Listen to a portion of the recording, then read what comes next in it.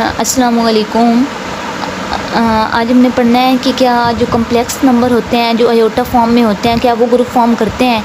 अगर group form करते हैं तो उसमें हमारे पास चारों प्रॉपर्टीज़ होल्ड करनी चाहिए जो पिछले लेक्चर में भी डिस्कस की हैं। अब पिछले लेक्चर में हमने फोर्थ रूट्स ऑफ यूनिटी यानी C4 1 - 1 आयोटा माइनस आयोटा को देखा कि वो ग्रुप फॉर्म करता है या नहीं। उससे थोड़ा आइडिया हमें हो गया कि किसी भी सेट को ग्रुप फॉर्म करवाने के लिए हम क्या क्या प्रॉपर्टीज़ कैसे कैसे होल्ड करवाते हैं। अगर मैं कम्प्लेक्स नंबर की बात करूं, कम्प्लेक्स नंबर हमारे पास ग्रुप फॉर्म नहीं करता। क्यों? क्योंकि उसमें इन्वर्स वाली प्रॉपर्टी होल्ड नहीं कर रही होती। अगर कम्प्लेक्स में से मैं ज़ीरो निकाल दूं यानी C* मैं C* कह देती हूँ, ये मैं कहती हूँ कि क्या अब ये ग्रुप फॉर्म करता है, तो इस कंडीशन में हो सकता है ये ग्रुप फॉर्म करें। अब अंडर मल्टीप्लिकेशन मैंने चेक करना है कि ये ग्रुप फॉर्म करता है या नहीं। अब कम्प्लेक्स के लिए मुझे दो A + B iota C + D iota ये ले लिए, इन दोनों को मैंने आपस में मल्टीप्लाई करवाया तो जो मेरे पास आंसर आया मुझे पता है कि अब किसी भी एडिशन और मल्टीप्लिकेशन जो होती है किसी भी रियल नंबर की वो एक आल्सो रियल नंबर होती है। तो इसका मतलब है कि क्लियर प्रॉपर्टी तो इसमें होल्ड कर रही है। एसोसिएटिव प्रॉपर्टी के लिए मुझे 3 एलिमेंट्स चाहिए। मैंने ले लिए A + B iota, C + D iota and E + F iota. इन तीनों की पोजीशंस को मैंने चेंज किया तो मैंने कहा कि क्या ये ग्रुप फॉर्म करता है, क्या ये एसोसिएटिव प्रॉपर्टी इसमें होल्ड करती है। तो सारी सिंप्लीफाई करने के बाद मुझे पता चला कि एसोसिएटिव प्रॉपर्टी इसमें होल्ड कर रही थी। अब आइडेंटिटी की बात की जाए, मैं कह रही हूँ कि A + B आयोटा है, इसमें अब मैं ऐसा क्या ऐड कर दूं कि इस पर इफेक्ट ना पड़े, आंसर मेरे पास A + B आयोटा ही आ जाए। तो ऐसा कौन से एलिमेंट हैं जो इसमें ऐड करने से इस पर इफेक्ट नहीं करेंगे। वो हमारे पास है 1 + 0 आयोटा। ये मैंने इसमें ऐड करवाया तो मेरे पास आंसर A + B आयोटा ही आ गया। इसका मतलब है कि A + B आयोटा जो है ये इसकी 1 + 0 आयोटा इसकी आइडेंटिटी है। ठीक है, आइडेंटिटी इसमें क्या है, 0 है, लेकिन हम इसे कम्प्लेक्स फॉर्म में कैसे लिखेंगे, 1 + 0 आयोटा।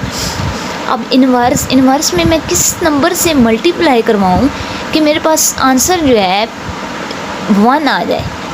अब A + B आयोटा को ये तो मुझे पता चल रहा है कि अगर इसे मैं 1/A + B आयोटा से मल्टीप्लाई करवा देती हूँ, डिवाइड करवा देती हूँ तो आंसर 1 आ रहा है।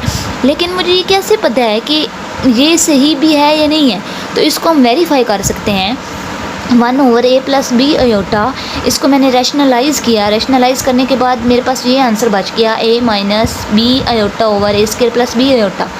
ठीक है, अब इससे मल्टीप्लाई करवाने के बाद मेरे पास बच रहा है A + B आयोटा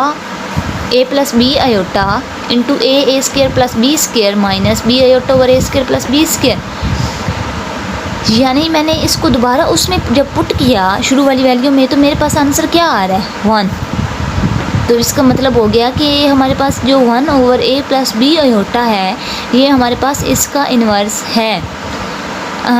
तो इन्वर्स वाली प्रॉपर्टी भी होल्ड हो गई, आइडेंटिटी भी, एसोसिएटिव भी, क्लियर भी। इसका मतलब है कि ये हमारे पास ग्रुप तो फॉर्म कर रहा है, लेकिन क्या ये हमारे पास क्या हर ग्रुप अबिलियन ग्रुप होता है, या ये सवाल यहाँ ये पैदा होता है कि क्या हर ग्रुप अबिलियन ग्रुप होता है या क्या हर अबिलियन ग्रुप होता है।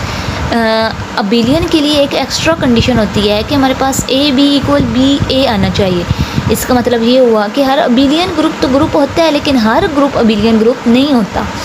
तो अब मैंने A + B iota, C + D iota, C + D iota इन दोनों को चेंज कर दिया। दोनों को सिंप्लीफाई करवाने के बाद मेरे पास आंसर क्या आ गया, सेम दोनों के आंसर आ रहे हैं। तो इसका मतलब है कि अगर हम C* ले रहे हैं यानी 0 को निकाल रहे हैं तो हमारे पास कम्प्लेक्स नंबर जो है ये अबिलियन ग्रुप है, ग्रुप फॉर्म कर रहा है अंडर बाइनरी ऑपरेशन मल्टीप्लिकेशन। और इन्वर्स वाली इसमें कंडीशन एक अहम है, उसको करने के लिए सबसे पहले हमने आयोटा वाले टर्म को ख़त्म करना होता है हमेशा। इस वजह से हमने रैशनलाइज़ किया। रैशनलाइज़ करने के बाद उसे दोबारा उसी वैल्यू में पुट कर दिया। उस वैल्यू में पुट करने के बाद अगर हमारे पास आंसर 1 आ रहा है तो इसका मतलब है कि हमारे पास उसका इन्वर्स जो है वही है। तो यहाँ में प्रूव हो गया है कि जो हमारे पास कम्प्लेक्स नंबर हैं वो ग्रुप फॉर्म करते हैं और ये आल्सो एक अबिलियन ग्रुप भी है।